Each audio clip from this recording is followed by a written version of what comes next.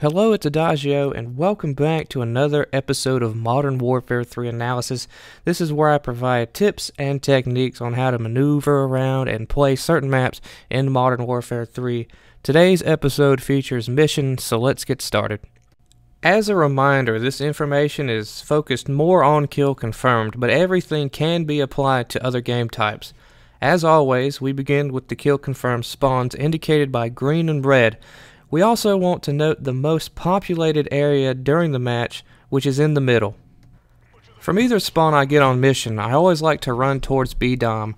From this side, I like to throw a stun or a nade down B-Dom alley. This prevents or at least slows down enemies from going in that direction. This prevents me from dealing with this long sightline, and I can focus on one entry point from the enemy spawn. After you finish your starting route, it is a good idea not to push up towards the spawn too much. Since it is the beginning of the match, and this map is very linear, more than likely the enemies you killed are going to spawn back at their initial starting point. Just let them funnel back in to earn your kill streaks. This brings me to a topic I didn't cover in the last episode, and that is major spawn points. Let's go back to the map overview again.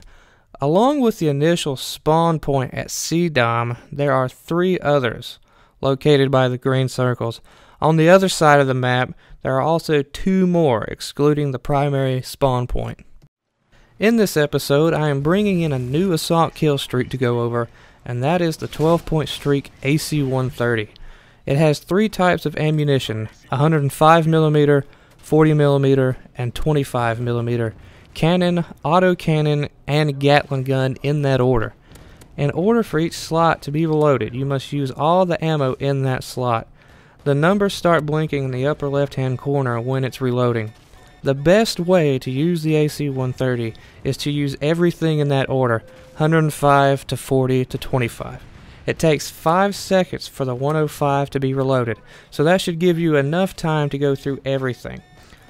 Also, in order to take down the AC-130, it takes 3 stingers, unlike the Pavlo, which is 2. Now here's part of the video where I make a mistake. We all make mistakes, but you are going to learn from mine.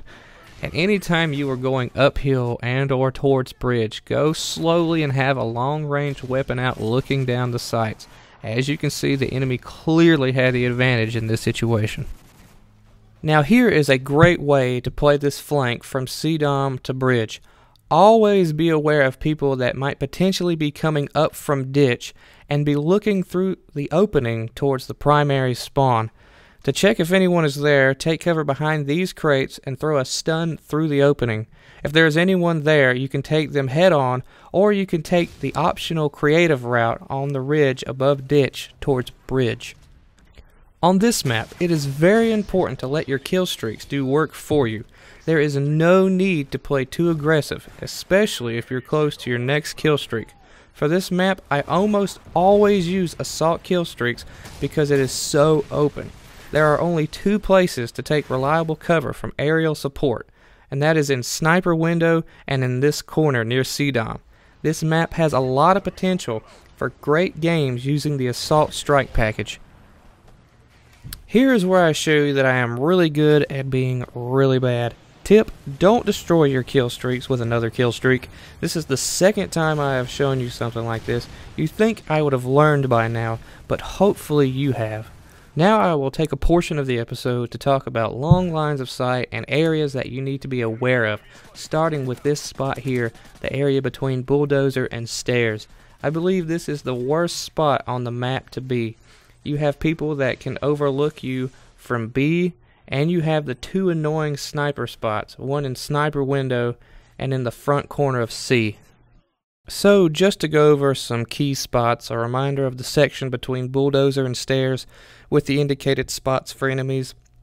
Long alley of C also applies to snipers at the corner of C-Dom.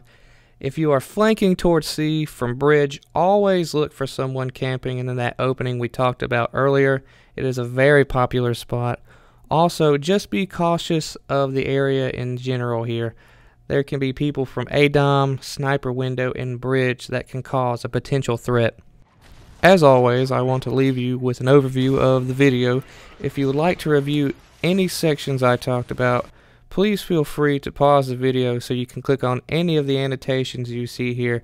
It will open up in a new window so you can keep this one up.